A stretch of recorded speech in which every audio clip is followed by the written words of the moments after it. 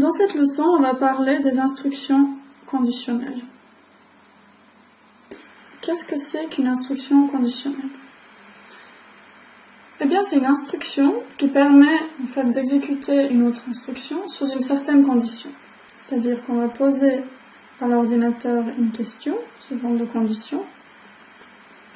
Et en fonction du résultat de cette condition, par exemple si elle est vraie, on va réaliser une ou plusieurs instructions.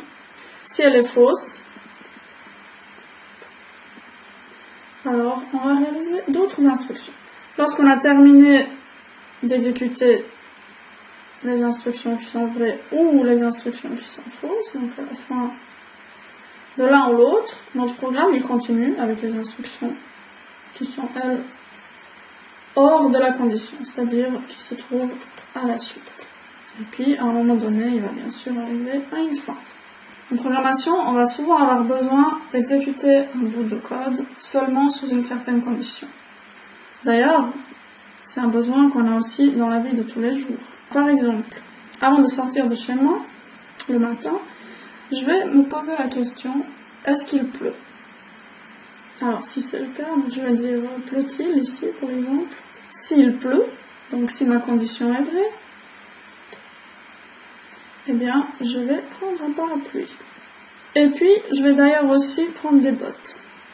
Si il pleut pas, donc dans le cas où ma condition est fausse, je vais simplement mettre des tongs. Une fois que j'ai pris ma décision, je vais de toute façon sortir de la maison, puisque c'était un peu mon but au départ. Et puis, aller au travail. Donc, dans tous les cas, je suis sortie. Est-ce que j'ai un parapluie ou des tongs avec moi? Dépendra de ma condition pleut-il. S'il pleut, alors j'ai pris un parapluie et des bottes. S'il pleut pas, j'ai pris des tongs.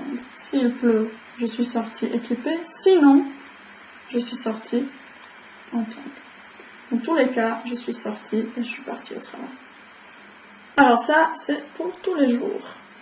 On va parler de calcul mathématique. On sait tous que la division par 0 en maths est impossible. Je ne peux pas prendre un nombre, par exemple le 7, et le diviser par 0. Mais admettons que j'ai un programme qui va faire une division en fonction du nombre que l'utilisateur va donner. Il faudrait que je puisse gérer ce 0-là.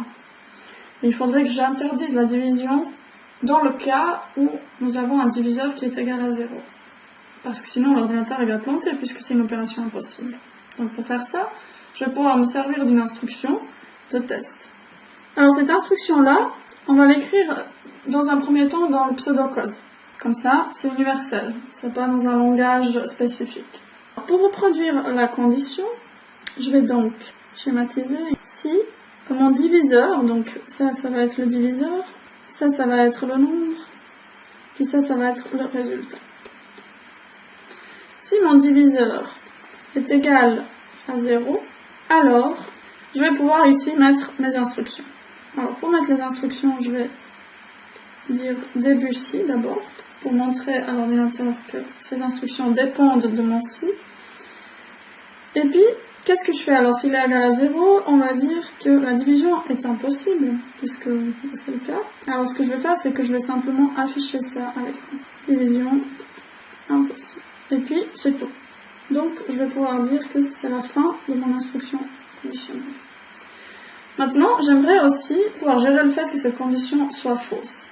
Ici, si on entre dans cette instruction, ça veut dire que cette condition-là est égale à vrai. Maintenant, j'aimerais bien gérer également le cas où cette condition-là est égale à faux. Pour cela, je vais pouvoir utiliser une autre instruction qui s'appelle sinon. Et le sinon, il marche comme le si. On va mettre un début sinon. Et puis il y aura aussi bien sûr après un fin sinon. Et ici, à l'intérieur du début sinon, je vais faire finalement les instructions que j'attends dans le cas où cette condition est faux. C'est-à-dire si le diviseur est égal à 0, alors j'affiche division impossible. Sinon, je fais ma division. Donc je vais dire résultat. Donc ma variable résulte, on va lui mettre le résultat de la division, c'est-à-dire nombre divisé par diviseur. Et ensuite, je vais afficher résulte. parce que c'était le but. Et voilà, c'est tout pour mon sinon, donc je peux fermer mon bloc. Donc je vais mettre fin sinon. Et je me retrouve donc avec des instructions à exécuter dans le cas où ma condition est faux. Je récapitule. Si diviseur est égal à 0, alors j'affiche division impossible. Sinon, je divise le nombre par son diviseur et j'affiche le résultat. Fin sinon. On peut remarquer ici une petite particularité qu'on n'a pas encore vue, qui est le double égal. Alors pourquoi le double égal? Le double égal est un opérateur de comparaison. Il se différencie du égal, qui lui sert à affecter le résultat dans une variable. L'opérateur de comparaison double égal permet de tester si une variable correspond à une certaine valeur. Dans ce cas, on teste si le diviseur correspond à 0. Si ce n'est pas le cas, on fait autre chose. Et dans tous les cas, à la fin de mon algorithme ici, je vais afficher un petit message qui dit au revoir. Et ce message-là, il sera affiché dans tous les cas, puisqu'on se trouve à la fin de notre instruction conditionnelle. Et voilà, vous savez maintenant ce que c'est qu'une instruction conditionnelle.